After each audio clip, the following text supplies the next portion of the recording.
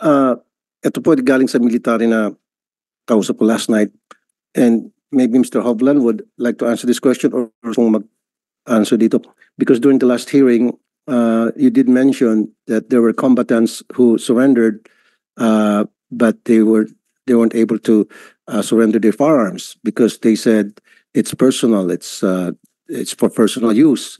Ngayon kung personal use yun, chinek niyo ba yung serial number to make sure na yun ay license, may LTAP? We term them decommission. Kaya nga po sir, kasi when they came to the government to get that 100,000 cash allowance, supposed to be they should be turning over their firearms. But they did not because sabi nga, meron akong baril dito, personal use ko ito. So kung personal use mo yan, dapat may permit yan. Chinek niyo ba yung mga, andun na rin lang siya hawak-hawak yung baril niya. So sana kinuha niya yung serial number, pinicturan, and then gumawa kayo ng cross-check sa ating PNP, FEO, Firearms and Explosive Office, para masiguro na yun ay lisensyado, para masiguro din na hindi magamit yun kung saan sa amang purpose. Yes sir, actually sir, yun ang proseso po natin sir na initially yung sa decommission of combatants is separating na yung pagka nag-proseso po tayo ng decommission combatants, we gave the 100,000 for the purpose of the socio-economic, not for the purpose of turning up the firearms. Hindi po yun naman po, ang ano po natin po is meron tayong proseso din ng decommissioning ng agreed 7,000. Yun po ang ginagawa po natin. And then later on, there is kung makikita niyo po yung sa aming yung we have still a lot of programs in parallel with the decommissioning of firearms. Number one is yung all small arms and light weapons management. Ito po yung sinasabi natin na i-stencil po natin, isa-isa po yung lahat po na yun. Mentioned to me yesterday, nung pumunta ko sa office ko, tinanong ko what kind of firearms ang mga na-surrender. Sabi niyo po sa akin, carbine, may mga carbine, may mga garan. M16. M16, meron pang Thompson. Di ba pang kafgulan po yun? Alam ko yung MLF, they're well-financed and they have modern weaponries. Yung Thompson, sir, konti lang po talaga yun. Thompson. So ibig sabihin may mga MLF na Thompson ang ginagamit. Ano po yung diplato? Sir, actually, sir, kasi makita natin, 1976 po kasi yung ibang mga combatants natin. Those were the firearms that they are using. Meron din pong carbine. Yes, sir, ganun po. Di ba yung carbine, panahon pa natin ng hukbalahap yun. But anyway, may carbine. So siguro po, sa next hearing, give us a list of those firearms. Sabi nga ni Senator Amy, siyempre, kung ano man yung agreement meron between the decommission body and other groups, well, that should not supersede the law of the land of the republic. So you should be wary about that. So next hearing, you should provide us with that information that Senator Amy was asking, kahit na sa executive session man lang. Yes, sir. We will provide, sir. Yeah. Okay. Now, dalawang question ng Senator Amy. December 31, 2022, kasi binanggit sa akin kahapon yung Commission on Audit. Sabi mo, very strict ang Commission on Audit nga. Kayo talagang binabantayan. So, agad-agad nag-check po ako sa Commission on Audit.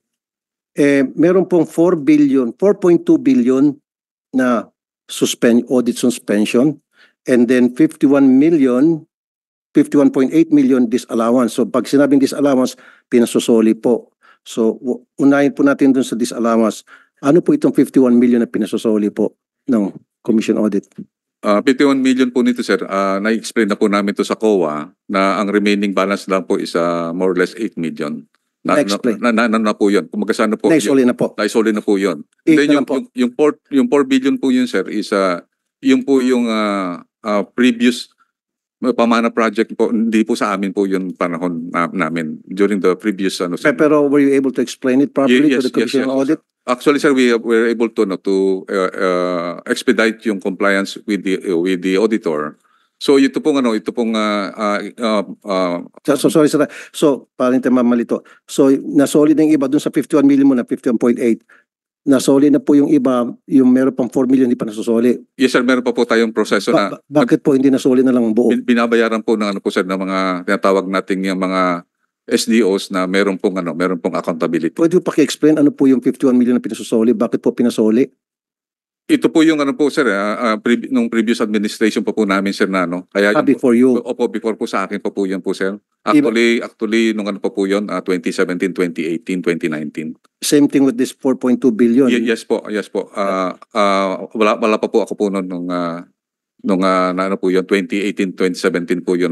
Siguro, Mr. Chair, sa next hearing, patawag natin yung Actually, we already, marami po na kami pong ipinasa po sa ombudsman pertaining that matter po, Sen. so meron na pong kaso. Opo, may mga kaso And na po. may we know who are these people na pinahal nyo ng kaso sa ombudsman? And what happened to the case? Yung previous ex-com po at saka back member po ng Can we get the names? we will give it to you, Your Honor. And then, gusto namin malaman yung status ng kaso. sa Yes, Your ombudsman. Honor. So ongoing pa po ito. Yes, Your Honor. Ilan po yung nakasuhan dito sa 51 million? Bali po yung ano po, may mga seven charges po kami na naibigay sa ombudsman. And we will give you the details po, Your Honor. Kasama ho ba dito yung pinalitan nyo na secretary? Yung mga ex-com members po. Execom lang. Opo. Okay. Okay. Doon po sa 4.2 billion, sabi niyo po before your term pa ito. Yes, Your Honor. Okay. Sabi po dito sa record ng Commission on Audit, ito yung mga was it computer?